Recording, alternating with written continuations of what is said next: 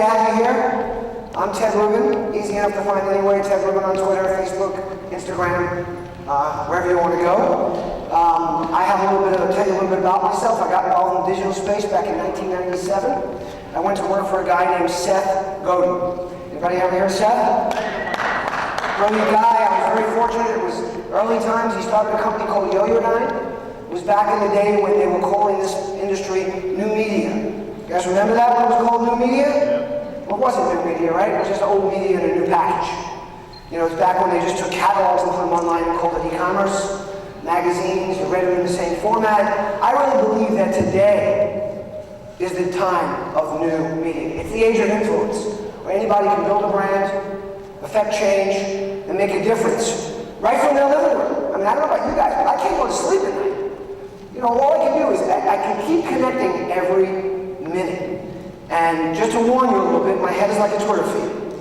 Okay, so things just come in and out of it. I go off in different directions. You guys got two choices. You can either let me go where I'm going and go with it, or you can say, hey, hold on a second, you never finished that other thought, can you come back? It's really up to you guys. So what I like to do is I want to start out by talking a little bit about frame of mind, because I like to talk about relationships. And to me, building relationships is how you interact with people.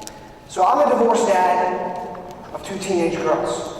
We're not going to go there right now because that's a whole presentation unto itself. My 18-year-old was 17 up until about a month ago. I don't know if you guys are familiar with that, what I call the 17-year-old angry girl stage. You know, where everything is, why would anybody do that?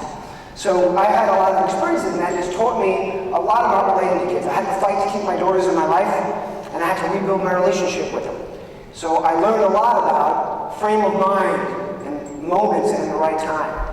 And I talk a lot about learning from children. So one thing I've really learned from kids, now I'd like to invite my friend Ramon DeLeon up here. Please everybody welcome Ramon Lau up to the stage. I need a little energy. Nice. This is my social media brother. Talk about a surprise. I was about to just tweet that. So what I'd like everybody to do is stand up. When I was a divorced dad with two little girls, 4 and 6, I don't know if you guys have been around 4 or 6-year-old girls, but they tend to bicker. And I learned a lesson. That if I grabbed them by the hand and I skipped with them, their entire frame of mind would change. Now, since we don't have that much room here, excuse me, Ramon, give me your arm. We're going to do it here, and we're going to skip. Everyone's going to grab the person next to them and skip like this, and you have to smile. Come on, everybody. Let's go. Come on, what's going on? I said skip. I'm on stage here. Okay? Everybody skip.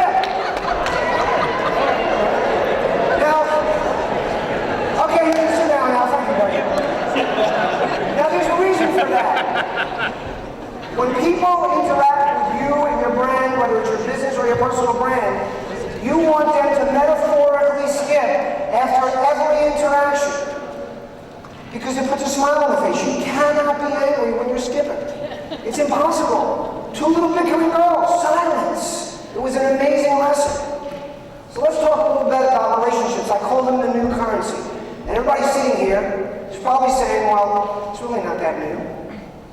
I mean, relationships have been important all the time. But the reason I call them new currency now and why they're so important is because we can all scale those relationships right now, every day, every minute of the day. And businesses have to realize that there's change coming. And if you don't change now and you don't get ahead of the curve, you're going to be left behind. Because it's a whole new world. You don't own your brand anymore. You can guide it, you can participate in it, but the consumer owns your brand. And his ability to talk about it and share it has just grown exponentially and is doing more so every day. A big mistake a lot of us make is we think that these social platforms are relationships. Right? Click a button, you got a friend. So I'm in my living room one day with my daughters and they're up in their bedrooms, they're not leaving. And I can't, of course they're texting me from their bedrooms. Dad, bring me this, Dad, bring me that. I'm like, what are you guys doing? Go out with some friends. I'm with my friends. So I go up to their room and they start pointing at Facebook and they say, what are you talking about? I have 500 friends. I go, really, who's that? I don't know. Who's that? I don't know. And what really scared me was not the screen for my kids, because I don't have any of those online fears of what my kids are doing. What scared me is that everybody in this room is reacting the same way, as individuals and brands. You think clicking a button means making a friend. likes do or what they do with them? Very few. So I want to make 2013 a year of taking the word friend back from Facebook. Facebook's done a remarkable thing. I admire them for it. They have co-opted and they own the word friend. When you think friend, most people think of Facebook. And all you think about is clicking a button and not really getting to know people. What do you do when you meet someone in person? We look in the, what do we all taught? Sit down, look them in the eye, pay attention to what they're saying, maybe repeat back a few things they're saying. Well, we have to start looking people in the eye digitally. You might say, how do you do that? It's really not that hard. Call people by name. Look at their profiles. Communicate with them. Does anybody know the best social media book ever written? Anybody want to raise their hand? What is it? Dale Carnegie. You've heard me speak before, Dan. 1936, the best book on social media was ever written. Everybody in this room needs to go out and buy it tomorrow. I keep a copy at home, I keep a copy on my iPad, I keep a copy on my iPhone. Dale Carnegie knew about building relationships. He said, call everybody by name. Watch how I tweet, watch how I interact. I call everybody by their name, even when there's a back and forth conversation. If their name isn't listed, and shame on you if you make your name difficult to find on your social platform, look for it. Dig into their blog. Google the name of their Twitter handle. There's a million different ways to do it, but when you respond to people, call them by name, look at their profile. If somebody tweets me from Park City, I tend to write back, wow, I love skiing. I make a mention about them. A woman in her profile today who retweeted me didn't have her name, but in her profile it said Noah's mom. So when I replied to her, I said, thanks so much for sharing Noah's mom, to let her know that I'm paying attention, that I'm looking at her, that I'm looking her in the eye digitally. Because that's how you build relationships. And that's how you make people know that you care about them. Because this is all about building trust, right? Does anybody understand how important trust is to a business? Trust and loyalty. Now I'm going to jump around because I'm not sure I have to shorten this because only half an hour? Seriously? I'm going to have to echo Sam's things. I either speak for 10 minutes or I usually go for about an hour. But when people ask me what's the ROI of social, probably a lot of you guys hear this in this room. I like to say, what's the ROI of trust? And what's the ROI of loyalty? When you're talking to a CEO, they might not understand the language of likes and follows and advocacy and sharing. But I guarantee you, they understand loyalty. Every brand in this country has had a loyalty program, legacy one. Even back when they weren't commodities, they had great value. But even today, when they're commoditized, you look at any brand and dig into that legacy data or today's data, and everybody in that loyalty program is a better customer. Longer lifetime value, more frequency of purchase, higher average order value. Always. That's numbers they understand. So let's go back to trust for a second. I was jumping there too fast. How do you build trust? You interact with people. You're genuine. You're consistent. Consistent doesn't mean saying the same thing about your brand over and over, people. It means being consistent in replying. You don't reply 10 times and then disappear. When was the last time you had a conversation, in the middle of the conversation, someone's talking, you ask a question, and then you turn around and walk away? Half you guys are doing that on social. You're getting involved in the conversation and you're walking away from it. You're answering a lot at one point of the day, the next point of the day people can wait. It's like a ghost town, they can wait hours. Consistency means being consistent in your behaviors, not consistent necessarily in your message, because your message is going to change. Stop thinking that the passion points of your retail consumer and your digital consumer is the same as your social consumer. They're there looking for different ways to interact. It's really, really important to keep this in mind and start interacting with them. It's going to change. Experiment. Try things. I'm very fortunate. I got my start in social. I like to say I got all this stuff going in 1997 when things started going digital.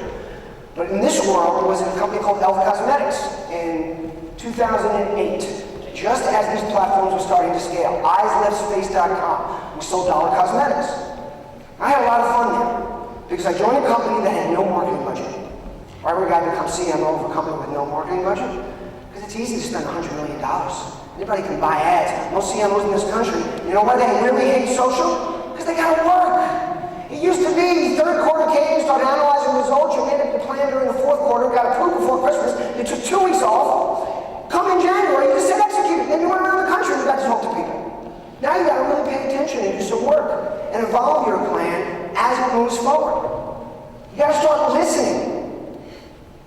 got to make it about them.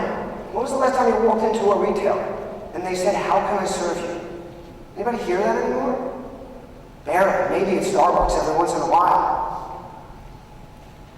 You got to keep with ongoing engagement. You don't just reach out once. Look at P&G. How did they drop the ball? They made this amazing moms campaign for the Olympics. Anybody see that? It was fabulous. What happened when the Olympics ended? Campaign ended. I want to pick that up and make it my own. It was fabulous, but they have this campaign initiative mindset. Event ended, campaign ends. Doesn't matter how great it is. Then you have the reverse, companies like MasterCard that are understanding that their priceless, which is an old legacy campaign, has huge value and they're jumping back into it in a big way. And know the people in your audience. Get to know them. How many of you guys have big Twitter followers for your brands? Anybody? Facebook followers? You ever bother looking at the profiles of the people in the Facebook followers? Actually go in and forget like the Radiant Sixes and the softwares that give you totals and numbers. Have you gone in and actually looked at the people who are commenting, who are responding with you? Now here's what I hear from brands all the time. You can't do this at scale. How do you build relationships at scale? We've got 1 million fans on Facebook. But guess what? Most of them are not interacting with you. And that doesn't mean you can't scale it, because most people participate vicariously. Don't ever, first of all, I'm not an expert, I'm not a guru. I'm just a guy with opinions, and I'm not afraid to voice them and test them out. But I'll tell you right now, the experts will tell you to unfollow people that haven't participated in social in 60, 90, 120 days. Why would you do that? Most people are not participating. They're searching, they're reading, they're lurking. I can't tell you how many people right here in this room. Brandy's sitting right there commenting on a conversation I was having online a couple of days ago. We never saw her there. She didn't tweet about it. She was watching it. So it's really, really important to know those people and see what they're doing. You guys got to start thinking reputation. That's what's really important. Now I'm going to jump to the next slide real quick and tell you that a brand is what a business does, but a reputation is what people remember. They remember the way you look them in the eye. They remember the way you smile at them. They remember the way when you give them a hard time, you come back and welcome their opinions. That's what people remember. Think connection, not network. Stop worrying about who's connected to who and where it goes, and think about how can I connect with each of those people. The reason I love the word community versus network is because a network is a bunch of nodes. It's like the old Doublemint commercial. Remember, anybody here old enough to remember that? She liked 2 friends, and she had 2 friends, and she had 2 friends, right? Okay, that's a network. A community is people supporting each other. Is people knowing something about each other, and people supporting them regardless of what their opinions and what they're doing. Me, I love critics. When I was at Elf Cosmetics, I searched for critics in our following, because it's so easy to turn a critic around. Just be nice to them.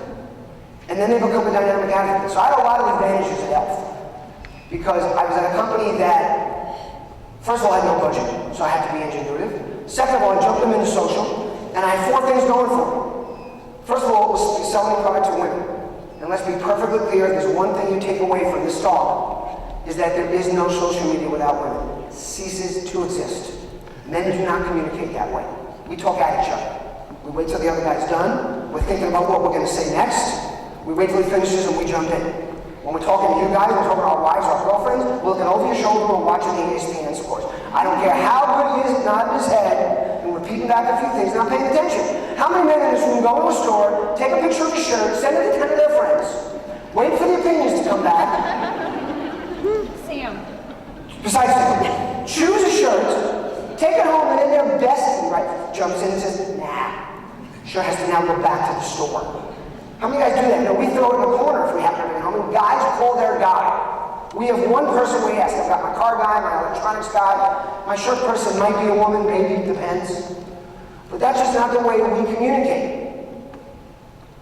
Women share. Women want to hear opinions, so I had this going for me. Second of all, I was selling an aspirational product. Cosmetics.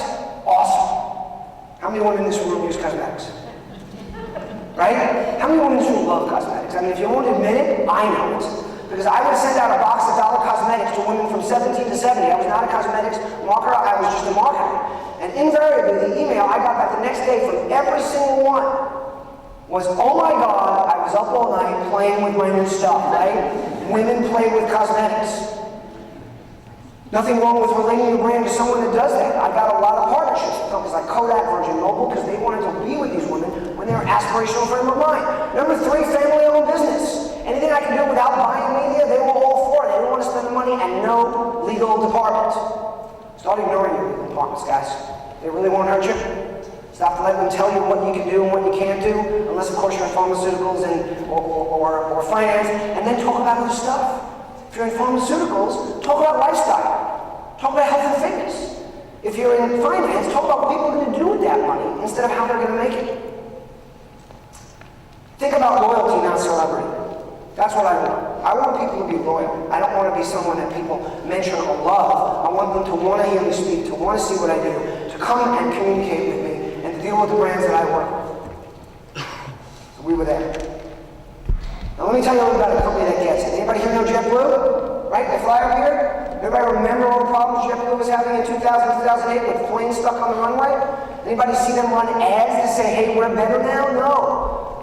JetBlue jumped into the social space in a big way, and they did it before they solved all the problems. They started communicating. So it was 2009. I'm on a flight to South by Southwest. Anybody know what South by Southwest is? Largest interactive conference in the world. It's toward the end of their problems. I'm on a plane going to Austin. I'm sitting on the runway for 2.5 hours. We cannot get an answer. So I finally get fed up. I whip out the laptop, throw up my HubSpot, and I tweet out the way I normally do to a brand. JetBlue, love you guys, but what the... Somebody told me not to curse up here. That was Deb. She said she doesn't like when guys curse on stage. So I'm going to say, what the heck is going on here? Within 30 to 60 seconds, I had a response back from JetBlue. Now that response was boilerplate. You know, sorry I have a problem, hoping to fix it soon, thank you very much. But I wasn't going to let it go there. So I kept pushing, like, that's not enough. We're stuck here. Flight attendants don't know anything, what's going on? So little by little, they started giving me information. Next thing I know, they tell me, here's the problem. Your bags are on the New Orleans flight. New Orleans bags are on your flight. You don't want to take off now, do you? Of course not. So I turn around, what does JetBlue do? They make me happy because they're engaging. Because what do we all want? We want to be heard. I turn around and tell the rest of the plane what's going on. They made me a hero to 150 people on the plane. Because they got information. You feel good. But then, of course, being not understanding the logistics of the airline industry, I said, what's the big deal? Take the bags off one plane, walk them over here. Take the bags off the other plane. Hell, I'll get off the plane and help you. I'm sure there's a lot of other volunteers. Now, instead of just saying thank you very much, they started explaining to me the logistics of the airline business. You need a gate. You can't unload bags on the tarmac. There's union issues. Again, they're giving me information. It's not getting off any faster, but I feel good about it. And I'm explaining to people, oh, no, they have a problem. They can't get a gate. Now I become their advocate. 20 minutes into the conversation, they say, good news, we've got a gate, we've got a crew, we're going to have you in the air in 20, 30 minutes. And they thought it was over. Thank you, have a nice day. Well, I came back and said, listen guys, we're not going to land in Austin now until after midnight. We're all missing our parties. By the way, that's what South by Southwest is really about, the parties. How about free drinks for everybody on the plane? Boilerplate answer, FAA regulations, blah, blah, blah, blah, blah. That's what I write back. Blah, blah, blah, blah, blah. We want to party. So they keep engaging me. And finally they say, listen, we can't do drinks, but how about free movies? This is before they had their standard escalation policy and things for when things happen. I said, great, turn around, everybody, we got free movies. And we're taking off in 20 minutes, yay, we take off. It was 2009, JetBlue didn't have Wi-Fi. Guess what, they still don't. We're not gonna go there, I don't say all good stuff about JetBlue. I avoid them now because there's no Wi-Fi.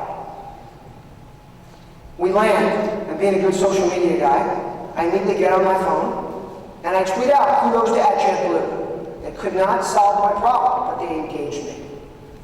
A month and a half later, I'm on a panel at the CMO Club Summit, Chief Marketing Officer Summit. 150 people in the audience, from small CEOs to Fortune 500 companies. I'm on a panel with Morgan Johnson, the head of communications for JetBlue. Never met him before, did not walk up and introduce myself. and tell them about my event. Jamie Punishow, who was at Citibank at the time before Frank Eliason took over, and Jeff Rose, who was at Target. And the concept of the panel was aspirational brands like Elf, where it's fun communicating with your audience, and companies like Citibank and JetBlue, they get nothing but complaints. And a couple of minutes in, Morgan says, so I was talking about how they engage their followers, and I look at him and I go, you know, I gotta give you kudos. And he just stops talking. He looks at me and he says, you're the guy. He looks up and goes, I'm Ted Rubin. You're the drinks guy. And I look back at him as incredulous and go, how do you know? He says, because that was me tweeting with you. Why? Because back in 2009, JetBlue had an escalation policy where when somebody either was asking questions they couldn't answer, had a large social presence, or everything combined, somebody jumped in and could actually communicate with them. They have 35 people in the department now. They've rebuilt their entire brand basically using social. And then to take it a step further, if you want to hear about ROI, any of you guys know that last year JetBlue had a recurrence of this problem with the runway? It was up in Bradley International Airport in Hartford. I call this social insurance. And I believe for each one of you guys, whether you're a brand or an individual brand, this will come true for you every single year of your life. There will be something that happens where you need the support of your community. So there was a plane stuck on runway for 9.5 hours. There was apparently some kind of a problem. DOT, Department of Transportation, put a gag order on JetBlue. It got so bad that the pilot went into open channels asking for help. No food, no bathroom space left. JetBlue was not allowed to talk about it. They went to social and they said, I'm sorry, we cannot comment. And they were given a buy. How many of these people in this room saw it blow up in social? It didn't. Never blew up. A couple of comments, people gave them a buy. The same way your husband, your wife, your kid answers you honestly and openly all the time, you're going to give them a buy when they look at you and say, Dad, I can't talk about it right now. And that's called social insurance.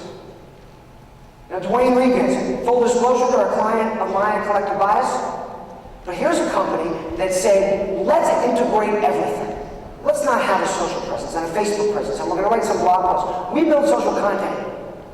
Influencer, user-generated, storytelling content that affects SEO. And what Dwayne Reed let us do was take that content and integrate it into their Twitter, into their Facebook, and build communication and build it not about their brand being a discounter or a drugstore chain. They're a local drugstore chain in New York, in the tri-state area, 253 stores, owned by Walgreens, who has 8,000 stores. When we started with them 13 months ago, they had 2,000 Twitter followers. Today, close to 500,000. 60,000 fans on Facebook, and if you go there, you will see the people interacting and engaging, and the entire brand message is, this is New York, this is fun. It's not about products, it's not about selling, it's about brand awareness, it's about building relationships with consumers, it's about giving them something that they value. Always remember that social media drives engagement, engagement drives loyalty, and loyalty will correlate directly to increased sales. So I talked about this a little bit before. As a divorced dad who had to rebuild his relationship with two girls that were approaching their teen years, I had a real challenge. Because our kids don't want to listen to us. Our kids are no different than our consumers. As parents, we're yelling, listen to me, I know best. I can tell you how to do it better. As brands, we're yelling, buy our shit. Come on, it's great, it's awesome. And everybody's yelling at them. But what happens is most of it just goes right here. So what I discovered with my daughters is that there were moments when they were open to my communication. It could be that they needed money. That's an opportunity. Just like in your companies, when someone calls customer service to complain, don't think of it as customer service. Think of it as a marketing opportunity. Think of it as an engagement opportunity. Think of it as your opportunity to communicate with that person who is going to go and share it with other people, even if they're not on social media. Just remember, social media are platforms. Social is store, is the PTA meeting, but remember that every one of those people you now speak to face-to-face also goes out and talks about it on these platforms. So customer service is an opportunity, just like my daughter saying, Dad, I'm going shopping, I'm going to have some money. Now I have an opportunity to have a conversation with her. Or just because she's feeling like it's time to talk. So I'm with my 15-year-old. I'm not around their house a lot, so I get very little information about boys or any of these kind of things. First time ever, my 15-year-old was talking about boys, out of nowhere. Thank God I learned the lesson that you guys need to learn in your business. Shut up when they start talking and listen. Whether you're a salesman or you're a marketer, whatever you do, and I shut up. And she starts telling me about how they all have code names and they call them by colors, blue, orange, red. And I'm just sitting there sucking this all up as a dad, taking it in and listening. And every once in a while she might ask something. I don't jump in with my opinions or how best to speak to that boy or anything. I just listen. And I'm taking it in for later. So we leave, the moment ends, we're in the car, and I made the classic marketer's error. She's talking to a friend on the way home. We get home, we pull up to my house, she gets out of the car, she walks off to talk to a friend. It's dark out, so I'm not listening, I'm just hanging out outside until she's done. And when she finishes, hear what I do. I do that remarketing, that stuff like after you're done buying, when you send out that thing saying, hey, if you buy some more shit, we'll give you another 10% off. Who even wants to hear that after you're done? So she comes over and I go, so, was that blue you were talking about? Any of you guys have teenagers? She looked at me like I was from another planet. Like, did we even have that conversation? And I learned a really key lesson. I wasn't in the moment anymore. But I had all that learning that I could take to the next moment. It's really simple. If you focus only on the money, you risk overlooking the people. Return on relationship will lead to ROI. This is not about building relationships like Sam said to me, because I'm so glad you're talking about this, because I'm not talking about, hey, let's just love everybody. I do every Twitter handle just be nice, because I believe in it. It's just _be_nice. And I really believe that if you take that attitude, it changes things. But it's about the people. And when you let people know you care about them, that you're listening to them, they buy more. Who in this room doesn't prefer to buy from someone that they like versus someone they don't? Sure, we'll all go for discounts and grab that free thing. But I forgot who it was, but yesterday we were having some conversations and someone said to me, I would never buy from those people. I don't know, it was Ramon. He was talking about his wife, how she wouldn't buy Tide if it was $1 for the 72-ounce bottle. If it was being sold in a particular store, I won't mention who that was. Because of the way she feels. So just be nice. Now this is something, as you guys heard at the beginning, is really important to me. How many people in this room think of themselves, would raise their hand and say, I'm a good artist? Wow, not even one hand. If you guys were all 10 years old and younger, you know what it would have been? Oh, me! I'm a good artist. Every kid believes in themselves. Every kid thinks they're creative. And what do? We beat them out of it. Be quiet, Joe. Use an inside voice. Don't behave like that. You can't dig to China. You'll never get there. It's just sand. Let the kid dig to China. If you guys ever walk into a room where kids are playing with blocks, watch them. Hey, what if we try this? What if we put something up right here? Now, no one's saying, you don't hear a kid go, that's stupid. The blocks won't hold up, they'll just fall over. Let's try it. Well, you guys got to start a revolution in your companies. You got to say, I want to daydream. I want to doodle. I want to be allowed to be creative. I don't want to be afraid to raise my hand and say I have an idea in a meeting. I'll bet you guys won't even raise your hands now to say, admit that you're afraid to give an idea in a meeting because people go, oh, that's dumb. We've got to start thinking like kids again and add that creativity back into what we do. So you guys have heard this. I talked about it before. Gary Vaynerchuk likes to say, when someone asks him that question, he says, what's the value of your mother? I don't use that one. I'm Jewish. I have a whole Jewish guilt mom thing. So it all depends on how you feel about your mother, whether you feel there's ROI there. For me, loyalty and trust is a lot better. And I like to say that awareness equals revenues. If people know about you, if you're building content, and not logos and ingredients, but storytelling content. Remember something, people. Today, the content is the ad. When people write about you, talk about you, anything from reviews to storytelling, they include you as an ingredient in a do-it-yourself project. That's the ad. Differentiators equal margins. It's so easy to be different because most people aren't doing it. Be the company that communicates. Be the company that steps up and makes friends with people. Be the company that embraces critics. And I'm not talking about haters. Haters hate. I ignore them. Someone says you suck, that doesn't require an answer. Someone says I had a problem in your store, number 452. that requires a response. If they use bad language, and we have a client that just said, hey, we got to delete those things. They used foul language on the site. I agree. But I'm still going to respond to that person and just say, next time, please just leave out the expletives. And we'll be happy to help. It's authenticity will lead to loyalty, and this is all measurable. You know what doesn't work for a social media policy? Not being social. You guys think you're being social by putting things up on Facebook, by broadcasting on Twitter. That's not being social. When was the last time you went to a party and people said, wow, that guy is great? When all he did was hold forth at the front of the room and tell everybody how great he was. It's the person that asks about your life, that wants to know what's happening with you, that shares something with you, discusses with you, that welcomes people who have different opinions. Now here's one of the last things I want to close with. I don't even know how much time I have left. I'm probably going over time. But you need to make yourselves a social organization. You've got to stop. How many people work for companies that don't allow you to go on social platforms while they're at work? Wow, very progressive up here in Buffalo. Here's one. A lot of companies do that. Dumbest thing I've ever heard of in the world. Do you guys know? Go look at the stats.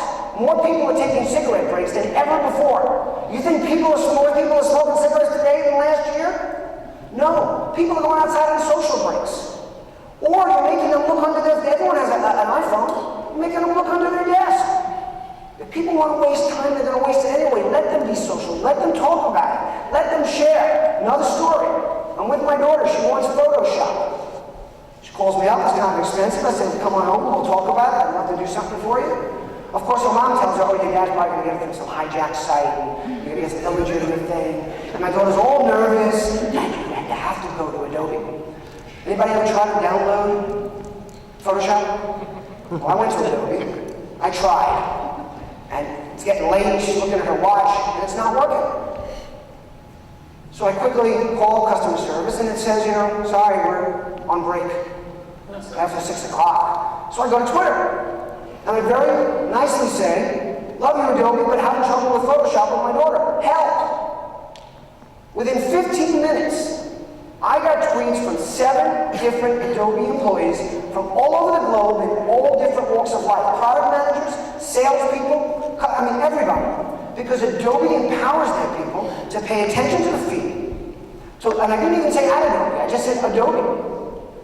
And to reach out and try to help. Now here was the really incredible thing. These people had a little bit of training because very quickly, as I responded, those 7 narrowed down to 1 communicating with me. And saying to me, what can I do to help? I'm like, well, my daughter's leaving. They stayed with me. They connected me to somebody at the company. They got me. They asked me when I was going to have the computer back next for a good period of time. We set it up, and they spent an hour and a half on the phone with me getting the product on. Now, this all happened because they're listening and they're empowering their people to participate. Every one of you guys need to be doing this in your company. That doesn't mean everybody. Some of you brands, you can say it's everybody. Others, you might want to assign people. Make it something special. Whitewashing the fence, it's really fun. People are going to raise their hands as an award that they want to be one of those people that can speak for the brand. And it's amazing. You talk about how can I scale this? How can I communicate with all these people? This is how you can do it. And understand something. The people that are communicating with you, they are allowing everybody else that pays attention to participate vicariously. So you're going to have a few people that communicate, but you can scale those relationships because everybody else feels a part of that conversation because they're listening. Because they're watching on social. When you're at a cocktail party, does everybody talk? There's a few little clusters. There's somebody talking, a few people engaging with them, and the rest of the people are just paying attention. Right? Remember something. Relationships are like muscle tissue. The more you engage them, the stronger and more valuable they become. And don't be afraid to jump in. Real trumps perfect every time. Don't worry about being perfect. Don't build that ultimate social strategy because you know what? You're going to have to change it next month. Because it's going to be different. Relationships are the new currency. I'm going to invest in them. Here's one last tip I want to leave you with. Anybody know what this is called? iPhone. Anybody know what's the biggest word in iPhone? Don't say I, because everyone says I. No, it's phone. How many of you guys have apps on your phones? You guys wonder what apps are, right? This thing comes with an incredible app already built in. Some of you guys might not even be aware of it. Most of you probably aren't. You press a button and you get a keypad. Okay? And you dial a number. somebody talks to you. It's fucking remarkable. You can laugh, you can cry, you don't have to use emoticons to express emotions. You can yell at them. You guys gotta start using this again. It's incredibly valuable. How many of you guys have been involved in email conversations or social conversations? They go round about, and somebody just picks up the phone and the problem's solved. I can tell you it's been done for me a dozen times. Emails, CC in the world. You get 30 of them. 5 seconds on this device, and it's over. So I'm going to challenge you guys to do something. I'm going to challenge everybody in this room, and I want to hear from you. At Tech Rubin, I want to know when you did it. Pick up the phone every day for the next 30 days and call someone you haven't spoken to in a month. Say hello. Make it easy. Why do most people not pick up the phone? Men, why do we not pick up the phone when women calls? Why do we love texting? Because we don't have to worry about getting you off the phone. Right? I mean, it's quick, it's easy. Not how was your day? What are you doing? Same thing I did yesterday.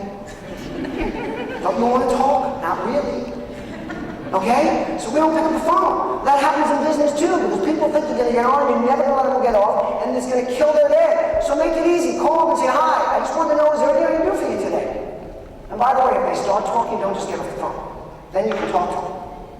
But do that every day. My number is 917-613-1947. Feel free to share it, tweet it, call me anytime. Guess what? I get my name out, my phone number out on stage all the time. Sometimes the audience is as large as 1,000 and nobody freaking calls.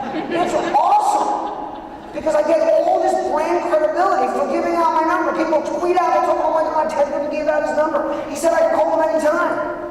And then nobody calls. Now here it comes with, this is your reputation versus your brand. My reputation is I'll speak to anybody, but I don't have to. Because you guys are afraid to call. One more time. 917-613-1947. I'm not receiving calls at the moment. Give me a couple of minutes to get up the stage.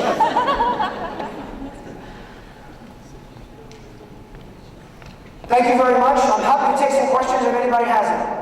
Do we have time for questions? Yep. 5 minutes. So talk a little bit about that barrier or any backlash that exists when you're talking about finding out who your customers are, engaging with their profiles and looking a little bit into them. I feel that not so much on Twitter, but certainly on Facebook, there's a barrier that I want to keep as a consumer between myself and a business. It's different from my other relationships. So talk about a little bit about, any backlash that might exist of people not wanting to be invested. They feel like they're being invested. First thing, anybody ever hear of the term permission marketing? Coined by Seth Godin in 1998 when I was at his firm. Well, social is the ultimate in permission marketing. Because if you don't like what someone's saying or doing, just stop following them. So if you as a consumer likes a brand, and you don't want to hear from them, first of all, you have settings and things you can do to affect that. So you can make things more difficult for them to reach out. Personally, I want people to know who I am. I want them to know as a marketer, I want them to know me as a dad, I want them to know as much as they can, and I appreciate when somebody cares about me. So it's really up to you to set that stage. As a brand, I'm certainly not going to remark about the picture of you with the bomb in your face, that you took when you were in college and you happened to post and forgot was there. But I might talk about, depending on what business I'm in, if I'm a diaper company, I might mention something about your kids and how beautiful they are. If I'm a flower company, I might talk about a birthday that's listed on your site or something to do with your family. But that's really up to you to build those barriers, and then for a brand to respect the people that they're communicating with. And if someone says they don't want to be communicated with that way, then don't. Does that help? Anybody else? I know you guys are going to start coming up to me later and asking me questions. You can really, don't be afraid. No question is a stupid question.